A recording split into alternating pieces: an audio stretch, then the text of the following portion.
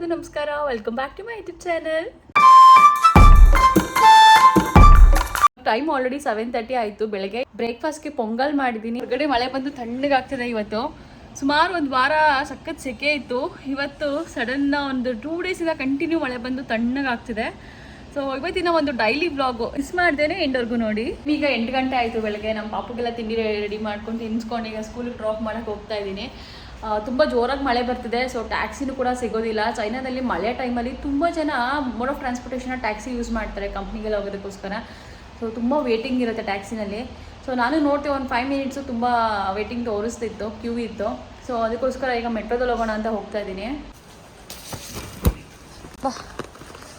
ನಮ್ಮ ಮನೆ ಹತ್ರ ವ್ಯಾಕ್ಸ್ಬೆರಿ ಟ್ರೀ ಇದೆ ನೋಡಿ. ಮನೆ ಗೇಟ್ ಮುಂದೆನೆ ಇದೆ ವ್ಯಾಕ್ಸ್ಬೆರಿ ಮರ. ವ್ಯಾಕ್ಸ್ಬೆರಿ ಹಣ್ಣುಗಳು ಮಳೆಗೆ ಬೀಳ್ತೀಯ.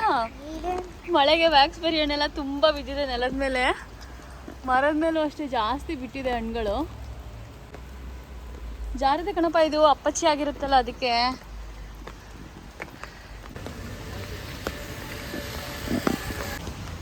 ಮಳೆ ಮತ್ತೆ ಜೋರಾಯಿತು. ನನಗೆ ಮೆಟ್ರೋ ಸ್ಟೇಷನಿಂದವರೆಗೂ ನಡ್ಕೊಂಡು ಹೋಗ್ಬಿಟ್ರೆ ಸಾಕು, ಇವನಿಗೆ ಸ್ಕೂಲ್ ಟೈಮ್ ಆಗಿಬಿಡುತ್ತೆ ಅಂತ ಭಯ ಅಷ್ಟೇ. ಇನ್ನೇನು 3 ದಿನ ಗಿಡ್ಡ ಗಾರ್ಡನಲ್ಲಿ ಟೈಮ್ ಆದರೂ ಏನೂ ಕೇಳೋಕ್ಕೆ ಹೋಗಲ್ಲ. ಬಟ್ ಆಲ್ರೆಡಿ 8:10 ಆಗೋಯ್ತು. ನಾವು ಬಾಗಿಲಿಂದ ಇಲ್ಲಿವರೆಗೂ ಬರೋ ಅಷ್ಟಕ್ಕೆ 8:10 ಆಗೋಯ್ತು. 10 ಮಿನಿಟ್ಸ್. ಇನ್ನು ಅಪಾರ್ಟ್ಮೆಂಟ್ ಗೇಟಿಂದ ಆಚೆ ಹೋಗಿಲ್ಲ ನಾವು 10 ನಿಮಿಷ ಆದ್ರೂ.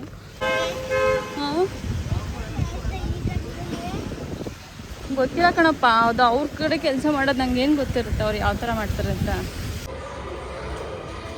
ಈ ಕಡೆ ಟ್ರೈನ್ ಬರಬೇಕು ಇವಾಗ. ಆ ಸೈಡ್ದು ಬಂತು. ಈ ಕಡೆ ಇನ್ನು 3.25 ನಿಮಿಷ, 4 ನಿಮಿಷ ಇದೆ ಆಲ್ಮೋಸ್ಟ್ ಬರೋಕ್ಕೆ. ಸ್ಟೇಷನಲ್ಲಿ ಬಂದು ಕೂತಿದ್ದೀವಿ ಈಗ. ಗಾಬರಿಗೆ ಸಖತ್ ಸ್ವೆಟ್ ಆಗಿಬಿಟ್ಟಿದ್ದೀನಿ. ಯಾಕೆಂದರೆ ನಾನು ಒಬ್ಬಳೇ ಇದ್ದರೆ ಮೆಟ್ರೋ ಸ್ಟೇಷನ್ ಒಳಗೆ ಬರೋದಕ್ಕೆ ಒಂದು 6 ಮಿನಿಟ್ಸ್ ತೊಗೋತೀನಿ. ಮಳೆ ಬರೋ ಟೈಮಲ್ಲಿ ಇವನ್ನ ಬೇರೆ ಕರ್ಕೊಂಡು ಬರಬೇಕಲ್ಲ ಒಳಗಡೆಗೆ. ಸೊ ಅದಕ್ಕೆ ಸ್ವಲ್ಪ ಜಾಸ್ತಿ ಟೈಮ್ ಆಗುತ್ತೆ. ಒಂದು 15 ಮಿನಿಟ್ಸ್ ತೊಗೊಂಡಿದ್ದೀನಿ ಈಗ. 15 to 20 ಮಿನಿಟ್ಸ್ ಮೆಟ್ರೋ ಸ್ಟೇಷನ್ ಒಳಗಡೆ ಬಂದು ನಿಂತ್ಕೊಳ್ಳೋಕ್ಕೆ. ಒಬ್ಬಳೇ ಇದ್ದರೆ ಒಂದು 6 ಮಿನಿಟ್ಸ್ ಕೋಡ್ ಬಂದುಬಿಡ್ತೀನಿ. ಮನೆ ಹತ್ರನೇ ಇರೋದು. ಇದು ಮಕ್ಕಳಿಗೆ ಡ್ಯಾನ್ಸ್ದು ರಿಹರ್ಸಲ್ ಇದೆ ಇವ್ರು ಸ್ಕೂಲ್ ಮಕ್ಕಳಿಗೆ. ನಮ್ಮ ಪಾಪುದು ವಿತೌಟ್ ಕಾಸ್ಟ್ಯೂಮು ರಿಹರ್ಸಲ್ ಮಾಡಿಸ್ತಾರೆ. ಬಟ್ ಬೇರೆ ಕ್ಲಾಸ್ಗೆಲ್ಲ ವಿತ್ ಕಾಸ್ಟ್ಯೂಮು ರಿಹರ್ಸಲ್ ಇದೆ. ಸೊ ಅದಕ್ಕೆ ಪುಟ್ಟ ಮಕ್ಕಳೆಲ್ಲ ರೆಡಿಯಾಗಿದ್ದಾರೆ. LKG UKG ಅವರೆಲ್ಲ ರೆಡಿಯಾಗಿದ್ದಾರೆ. ಬಟ್ ನಮ್ಮ ಪಾಪು ಕ್ಲಾಸಲ್ಲಿ ರಿಹರ್ಸಲ್ ಮುಗ್ದಿದೆ. ಬಟ್ ಇವತ್ತು ವಿತೌಟ್ ಕಾಸ್ಟ್ಯೂಮು ರಿಹರ್ಸಲ್ ಮಾಡಿಸ್ತಾರೆ. ಡ್ಯಾನ್ಸ್ ಡ್ರೆಸ್ ಎಷ್ಟು ಚೆನ್ನಾಗಿದೆ, ಪಿಂಕ್ ಕಲರ್ ಡ್ರೆಸ್. ಟೈಮ್ ಆಗಿಬಿಟ್ಟಿದೆ ಅಂತ ಗೇಟ್ ಕ್ಲೋಸ್ ಮಾಡ್ತಾ ಇದ್ರು ಪ್ರತಿ ಸಲ. ಇವಾಗ ಮಳೆ ಬರ್ತಿದೆ ಅಂತಾನೆ ಮೇನ್ ಗೇಟ್ ಕ್ಲೋಸ್ ಮಾಡಿದ್ದಾರೆ. ಎಲ್ಲ ಸೈಡ್ ಗೇಟಿಂದಾನೆ ಹೋಗ್ಲಿ ಅಂತ. 8:00ವರೆಗೆ ಗೇಟ್ ಕ್ಲೋಸ್ ಮಾಡಿದ್ದಾರೆ. 8:50 ಕ್ಲೋಸ್ ಮಾಡಬೇಕಾಗಿರೋದು 8:00ವರೆಗೆ ಕ್ಲೋಸ್ ಮಾಡಿಬಿಟ್ಟಿದ್ದಾರೆ ಇವತ್ತು. ಮಳೆ ಬರ್ತಿರುತ್ತಲ್ಲ, ಸೊ ಸ್ವೈಪ್ ಮಿಷಿನ್ ಎಲ್ಲ ಅವ್ರಿಗೆ ಸ್ಕ್ಯಾನ್ ಮಿಷಿನ್ ಎಲ್ಲ ಹಾಳಾಗುತ್ತೆ ಅಂತ ಬೇಗ ಕ್ಲೋಸ್ ಮಾಡಿಬಿಟ್ಟಿದ್ದಾರೆ. ನನ್ನ ಮಗು ನಾನು ಸ್ಕೂಲ್ಗೆ ಹೋಗಲ್ಲ ಅಂತ ಅಳ್ತಾ ಇದೆ. UKG 2nd ಫ್ಲೋರಲ್ಲಿ ಇರೋದು. ಸೊ ಸ್ಟೆಪ್ಸ್ ಎತ್ಕೊಂಡು ಹೋಗುವಾಗ ನಮ್ಮ ಪಾಪು ಒಂದ್ಸಲ ಟಾಟಾ ಮಾಡಿಕೊಂಡು ಹೋಗ್ತಾನೆ. ಸೊ ನಾನು ಅದಕ್ಕೋಸ್ಕರ ಇಲ್ಲೇ ವೇಟ್ ಮಾಡ್ತಾ ಇರ್ತೀನಿ ಅವ್ನು ಹತ್ತೋವರೆಗೂ. ಇಲ್ಲೊಂದು ಮಗುನ ಟೀಚರ್ ಎಳ್ಕೊಂಡು ಹೋಗ್ತಾ ಇದ್ದಾರೆ ನೋಡಿ. ಈಗ ಜಸ್ಟ್ ನಮ್ಮ ಪಾಪುನ ಸ್ಕೂಲಿಗೆ ಬಿಟ್ಟೆ. ಪ್ರತಿ ಸಲ ಕರೆಕ್ಟ್ ಟೈಮ್ಗೆ ಗೇಟ್ ಕ್ಲೋಸ್ ಮಾಡ್ತಿದ್ದಾರೆ. ಇವತ್ತು ಬೇಗ ಕ್ಲೋಸ್ ಮಾಡಿಬಿಟ್ಟಿದ್ದಾರೆ ಮಳೆ ಬರ್ತಿದೆ ಅಂತ. ಸೊ ನಾನು ಮತ್ತೆ ವಾಪಸ್ ಮನೆಗೆ ಹೋದ್ಮೇಲೆ ವ್ಲಾಗ್ನ ಕಂಟಿನ್ಯೂ ಮಾಡ್ತೀನಿ. ಎಲ್ಲ ಕಂಪ್ಲೀಟ್ ಮೆಸ್ ಆಗಿದೆ, ಕ್ಲೀನ್ ಮಾಡ್ಬೇಕೀಗ. ನಾವು ಫಸ್ಟ್ ಒಂದ್ ಕಡೆಯಿಂದ ಕ್ಲೀನ್ ಮಾಡಿ ನೆಕ್ಸ್ಟ್ ಹಾಲ್ ಕಡೆಗೆ ಹೋಗ್ಬೇಕು. ಹೊರಗಡೆ ಅಂತೂ ಜೋರಾಗಿ ಮಳೆ ಬರ್ತಾ ಇದೆ. ನಿನ್ನೆ ಹಿಡ್ದಿದ್ ಮಳೆ ಇದು, ಇನ್ನೂ ಸ್ಟಾಪ್ ಆಗಿಲ್ಲ. ಚೈನಾ ಎಲ್ಲ ಕಡೆನೂ ಬರೀ ಅಪಾರ್ಟ್ಮೆಂಟ್ ಬಿಲ್ಡಿಂಗ್ಗಳೇ ಕಾಣಿಸ್ತಿದೆ ಅಲ್ಲ. ಇದೆಲ್ಲ ಹಳೆ ಕಾಲದ ಅಪಾರ್ಟ್ಮೆಂಟು. ಅಲ್ಲಿರೋದೆಲ್ಲ ಆಲ್ಮೋಸ್ಟ್ ಒಂದು 10-15 ವರ್ಷದ ದೊಡ್ಡ ದೊಡ್ಡ ಬಿಲ್ಡಿಂಗು. ಸೇಮ್ ಇದು ನಾವಿದೀವಲ್ಲ ಅದೇ ಥರ ಕಮ್ಯುನಿಟಿ. ಸಖತ್ ಜೋರು ಮಳೆ ಬರ್ತಿದೆ. ಮನೆಯಲ್ಲಿ ಕಡಿಮೆ ಪಾತ್ರೆನೇ ಇರೋದು, ಆದರೆ ಎಷ್ಟು ತೊಳೆದ್ರೂ ಪಾತ್ರೆಗಳಂತೂ ಮುಗಿಯೋದೇ ಇಲ್ಲ. ಒಂದ್ಸಲ ತಿಂಡಿ ಮಾಡ್ತು ಅಂತಂದರೆ ಎಲ್ಲ ಪಾತ್ರೆಗಳು ಆಲ್ಮೋಸ್ಟ್ ಬಿದ್ದಂಗೆ ಆಗೋಗುತ್ತೆ. ಮತ್ತು ಟಿಫನ್ ಬಾಕ್ಸು, ವಾಟರ್ ಬಾಟಲ್ಸ್, ತಿಂಡಿ ಮಾಡಿರೋದು, ಅಡುಗೆ ಮಾಡಿರೋದು. ನಾನಂತೂ ತುಂಬ ಲಿಮಿಟೆಡ್ ಪಾತ್ರೆಗಳೇ ತಗೊಂಡಿರೋದು. ಅದೇನಾಯಿತು ಅಂತಂದರೆ ಸ್ವಲ್ಪ ಪಾತ್ರೆಗಳು ಜಾಸ್ತಿ ಅಂತ ಇವಾಗ ಅನ್ಸೋಕೆ ಸ್ಟಾರ್ಟ್ ಆಗಿದೆ. ಯಾಕೆ ಅಂತಂದರೆ ನಾವು ಈ ಮನೆಗೆ ಬಂದಾಗ ನಮಗೆ ಮುಂಚೆ ಒಬ್ಬರು ಚೈನೀಸ್ ಫ್ರೆಂಡ್ ಇದ್ರು. ಅವರು ಕೋವಿಡ್ ಟೈಮಲ್ಲಿ ನಾವು ಬಾಡಿಗೆ ಮನೆಯಲ್ಲಿ ಇದ್ವಲ್ಲ, ಆ ಮನೆನ ವೆಕೇಟ್ ಮಾಡಿದ್ರು ಅವರೇನೆ. ನಾನು 2019 ಜಾನ್ವರಿನಲ್ಲೆಲ್ಲ ಇಂಡಿಯಾದಲ್ಲಿದ್ದೆ. ಸೊ ನಾನು ಅವಾಗ ಪ್ರೆಗ್ನೆಂಟ್ ಇದ್ದೆ. ಸೊ ನಾವು ವಾಪಸ್ ಇಲ್ಲಿಗೆ ಚೈನಾಗೆ ನನ್ನ ಹಸ್ಬೆಂಡ್ ಆಗಲಿ ನಾವೇ ಆಗಲಿ ಒಂದು 5 ತಿಂಗಳು 6 ತಿಂಗಳಾದ್ರೂ ಬರೋಕ್ಕಾಗಲಿಲ್ಲ. ಬಾಡಿಗೆ ಮಾತ್ರ 6 ತಿಂಗಳು 7 ತಿಂಗಳದ್ದು ಜಾಸ್ತಿ ಆಗ್ತಾನೆ ಹೋಯ್ತು. ಸೊ ಅವಾಗ ನಮ್ಮ ಮನೆ ಸಾಮಾನುಗಳೆಲ್ಲ ಇದ್ವಲ್ಲ, ಅದನ್ನ ನಮ್ಗೊಬ್ರು ಗೊತ್ತಿರೋರು ಚೈನೀಸ್ ಫ್ರೆಂಡು ತೊಗೊಂಡೋಗಿ ಇಟ್ಕೊಂಡಿದ್ರು. ಒಂದು ಅವ್ರ ಮನೆಯಲ್ಲಿ ಒಂದಷ್ಟು ಇಟ್ಟಿದ್ರು, ಇನ್ನೊಂದಷ್ಟು ಅವರು ಇನ್ನೊಬ್ರು ಯೂನಿವರ್ಸಿಟಿನಲ್ಲಿ ಕೆಲಸ ಮಾಡ್ತಾರೆ, ಈ ಸಿಟಿಯ ಒಂದು ಯೂನಿವರ್ಸಿಟಿನಲ್ಲಿ ಕೆಲಸ ಮಾಡ್ತಿದ್ರು. ಸೊ ಅವರು ತೊಗೊಂಡೋಗಿ ಒಂದಷ್ಟು ಅವ್ರದ್ದು ಗೋಡನ್ ಇದೆ, ತೋಟ ಇದೆ ಅವ್ರದ್ದು ಚೈನಾದಲ್ಲಿ. ಸೊ ಅಲ್ಲೊಂದಷ್ಟು ಇಟ್ಕೊಂಡಿದ್ರು. ಸೊ ಅದೇನಾಯ್ತು, ಈ ಮನೆಗೆ ಬಂದಾಗ ಅವ್ರಿಗೆ ಕಾಂಟ್ಯಾಕ್ಟ್ ಮಾಡಿ ನಿಮ್ಮದು ಪಾತ್ರೆಗಳೆಲ್ಲ ಹಾಗೆ ಇದೆ, ಬನ್ನಿ ಇಸ್ಕೊಂಡು ಹೋಗಿ ಅಂತ ಹೇಳಿದ್ರು. ಸೊ ಅವಾಗ ಒಂದಷ್ಟು ಬಾಂಡ್ಲಿಗಳೆಲ್ಲ ಇಟ್ಕೊಂಡಿದ್ದೆ ನಾನು, 1-2 ಬಾಂಡ್ಲಿ, 1-2 ಕುಕ್ಕರು. ಸೊ ಆಲ್ರೆಡಿ ನನ್ನ ಹತ್ರ 1 ಕುಕ್ಕರ್ ಇತ್ತು, 2 ಕುಕ್ಕರ್ ಹಳೇದು ಹ್ಯಾಡ್ ಆಯಿತು, ಮತ್ತು ಇನ್ನೊಂದೆರಡು ಬಾಂಡ್ಲಿ ಹ್ಯಾಡ್ ಆಯಿತು. ಹಂಗೆ ಪಾತ್ರೆಗಳು, ಬಟ್ಲು ಅದೆಲ್ಲ ಹ್ಯಾಡ್ ಆಯ್ತಾ ಹೋದು. ತಟ್ಟೆಗಳು ಮಾತ್ರ ಸಿಗಲಿಲ್ಲ, ಲೋಟಗಳು ಸಿಗಲಿಲ್ಲ. ಕೆಲವೊಂದು ದೊಡ್ಡ ದೊಡ್ಡ ಸಾಮಾನು ಮಾತ್ರ ತೊಗೊಂಡೋಗಿದ್ರು ಅಷ್ಟೇ ಅವರು. ಇಡ್ಲಿ ಕುಕ್ಕರು ಅದೆಲ್ಲ ಸಿಕ್ತು. ಸೊ ಅದಕ್ಕೆ ಸ್ವಲ್ಪ ಈಗ ಪಾತ್ರೆಗಳು ಜಾಸ್ತಿ ಅಂತೇನಿಲ್ಲ, ಇಬ್ಬರು ಕ್ಲೀನಾಗಿ ಜೀವನ ಮಾಡ್ಬೋದು ಆ ಥರ ಒಂದಷ್ಟು ಪಾತ್ರೆಗಳಿದೆ. ಚಿಕ್ಕ ಚಿಕ್ಕ ಪಾತ್ರೆಗಳೇ, ಬೌಲ್ಗಳೇ ಜಾಸ್ತಿ ಇರೋದು. ಸೊ ಎಲ್ಲ ಎಷ್ಟು ತೊಳೆದ್ರು ಅಷ್ಟೇ ಪಾತ್ರೆ ಬಿದ್ದಂಗೆ ಅನ್ಸುತ್ತೆ.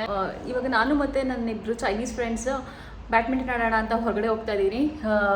ನೋಡೋಣ, ನಾನು ಫಸ್ಟ್ ಟೈಮ್ ಹೋಗ್ತಾ ಇರೋದು. ಮುಂಚೆ ನನ್ನ ಹಸ್ಬೆಂಡ್ ಜೊತೆ ಒಂದು 2-3 ಸಲ ಹೋಗಿದ್ದೆ, ಬಟ್ ಹೋಗೋಣ ಇವಾಗ ಅಂತ ಅಂದ್ಕೊಂಡಿದ್ದೀನಿ. ಈಗ ಲಂಚ್ ಬ್ರೇಕ್ ಇರೋದ್ರಿಂದ ಸ್ವಲ್ಪ ಜನ ಆ್ಯಕ್ಟಿವಿಟೀಸ್ನ ಮಾಡ್ತಾರೆ ಲಂಚ್ ಬ್ರೇಕ್ ಟೈಮಲ್ಲಿ. ಸೊ ನಾನು ಈಗ ಅವ್ರ ಜೊತೆ ಜಾಯ್ನ್ ಆಗ್ತಿದ್ದೀನಿ. ಬ್ಯಾಡ್ಮಿಂಟನ್ ಕೋರ್ಟ್ ಯಾವ ಥರ ಇರುತ್ತೆ, ಇಲ್ಲೆಲ್ಲ ಯಾವ ಥರ ಆಟ ಆಡ್ತಿರ್ತಾರೆ ಅಂತ ನಿಮಗೂ ಕೂಡ ತೋರಿಸ್ತೀನಿ. ನಾನು ಫಸ್ಟ್ ಟೈಮ್ ಹೋಗ್ತಾ ಇರೋದು. ಕೆಲಸಗಳನ್ನ ಮಾಡಿಕೊಂಡು ನಮ್ಮ ಪರ್ಸ್ನಲ್ ಕೆಲಸ, ಸ್ಕೂಲ್ ಕೆಲಸ, ಮನೆ ಕೆಲಸ ಅಂತೆಲ್ಲ ನಮ್ಗೆ ಫುಲ್ ಟಯರ್ಡೇ ಆಗೋಗುತ್ತೆ. ಸೊ ಇವಾಗ ಮುಂಚೆನೇ ಯಾವ ಥರ ಇತ್ತಂದರೆ, ಇಂಡಿಯಾದಲ್ಲಿ ಇದ್ದಾಗ ನಮ್ಮ ಮಮ್ಮಿ ಹೆಲ್ಪ್ ಮಾಡ್ತಾಯಿದ್ರು. ಈಗ ನಮ್ಮ ಹಸ್ಬೆಂಡ್ ಮನೇಲಿ ಇದ್ದಾಗ ಕೆಲಸದವರೆಲ್ಲ ಇರ್ತಾಯಿದ್ರು, ಪಾತ್ರೆ ತೊಳೆಯೋಕ್ಕೆ, ಬಾಗಿಲು ನೀರಾಕೋಕ್ಕೆ, ಬಟ್ಟೆ ಒಗೆಯೋಕ್ಕೆ, ಒಣಗಾಕೋಕ್ಕೆ ಎಲ್ಲ ಕೆಲಸದವ್ರು ಇರ್ತಾಯಿದ್ರು. ಬಟ್ ಇಲ್ಲಿ ನಾವೇ ಎಲ್ಲ ಮಾಡ್ಕೋಬೇಕು. ಆದರೆ ಒಂದೇನು ಅಂತಂದರೆ, ಇಲ್ಲಿ ಬೇರೆ ಕಡೆ ಇದ್ದು ನಾವೆಲ್ಲ ಮಾಡ್ಕೊಳ್ಳೋದ್ರಿಂದ ಒಂದು ಕಾನ್ಫಿಡೆನ್ಸ್ ಬಿಲ್ಡ್ ಆಗುತ್ತೆ. ಅಂದರೆ ನಾವು ಯಾರ ಮೇಲೂ ಡಿಪೆಂಡ್ ಆಗಿಲ್ಲ, ನಮ್ಮ ಕೆಲಸ ನಾವೇ ಮಾಡ್ಕೋಬೋದು ಅನ್ನೋ ಒಂದು ಕಾನ್ಫಿಡೆನ್ಸ್ ಬಿಲ್ಡ್ ಆಗುತ್ತೆ ನಮಗೆ. ನನ್ನ ಫ್ರೆಂಡ್ ಬಂದು ಕಾಯ್ತಾ ಇದ್ದಾಳಂತೆ, ಆಲ್ರೆಡಿ ಡೌನ್ ಸ್ಟೇರ್ಸಲ್ಲಿ ಇದ್ದೀನಿ ಅಂತ ಅಂದ್ಲು. ನಮ್ಮ ಬಿಲ್ಡಿಂಗ್ ಹತ್ರ ಅಂತ ಅಂದ್ಲು. ಎಲ್ಲಿದ್ದಾಳೆ? ಹಾಯ್. ಇಲ್ಲೇ ಕಾರ್ ಪಾರ್ಕಿಂಗ್.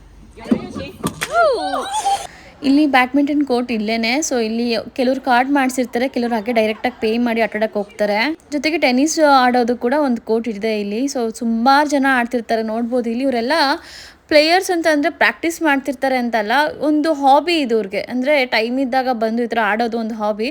ಸೊ ನಾವು ಕೂಡ 4 ಜನ ಟೀಮ್ ಮಾಡಿಕೊಂಡು ಆಡ್ತಾಯಿದ್ದೀವಿ. ಆಲ್ಮೋಸ್ಟ್ ನಮ್ಮ 4 ಜನಕ್ಕೂ ಒಂದೇ ಏಜಿನ ಮಕ್ಕಳಿದ್ದಾರೆ. ಅಂದರೆ ನಮ್ಮ ಪಾಪು ಸೇಮ್ ಏಜು, ನಾವು ಒಂದು 3 ಜನ ಸೇಮ್ ಸ್ಕೂಲು ನಮ್ಮ ಪಾಪು ಓದ್ತಾ ಇರೋದು, ಮತ್ತು ಸೇಮ್ ಕಮ್ಯುನಿಟಿನಲ್ಲಿ ಇರೋದು, ಒಂದೇ ಅಪಾರ್ಟ್ಮೆಂಟಲ್ಲಿ 4 ಜನನೂ ಇರೋದು.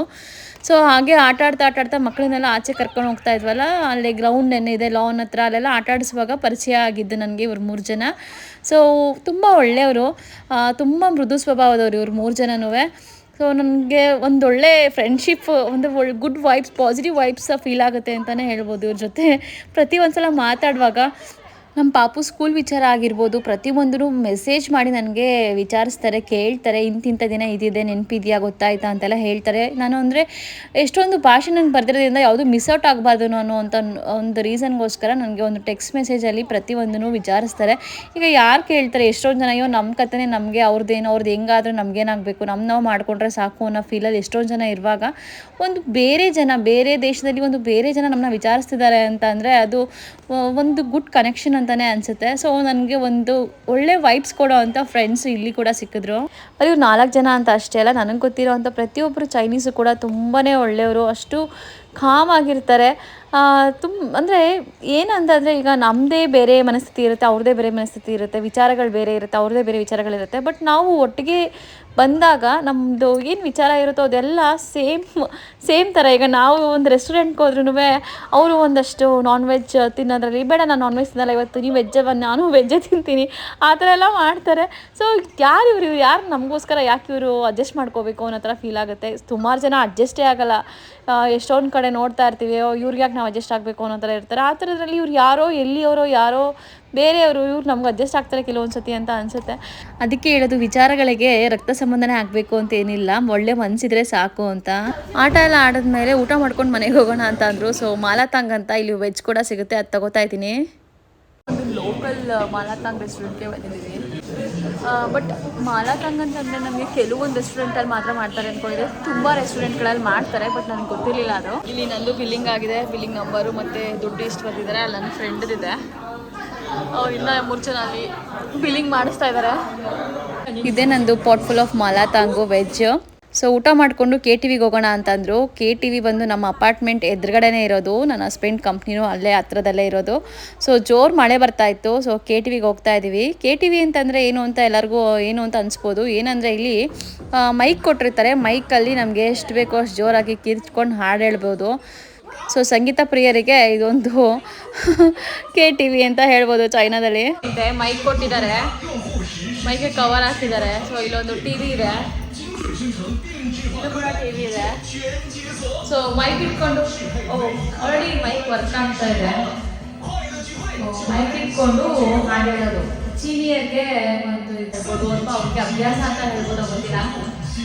ಫ್ಯಾಮಿಲಿ ಅಥವಾ ಫ್ರೆಂಡ್ಸ್ ಈ ಥರ ಬಂದು ಹಾಡಿರ್ತಾರೆ. ಆಲ್ರೆಡಿ ಮೈಕ್ ವರ್ಕ್ ಆಗ್ತಾ ಇದೆ. ಸೊ ನಾವು ಒಂದಷ್ಟು ಹಾಡುಗಳನ್ನ ಹಾಡ್ತೀವಿ, ಅದನ್ನ ಚಿಕ್ಕದಾಗಿ ಕ್ಯಾಪ್ಚರ್ ಮಾಡ್ತೀವಿ.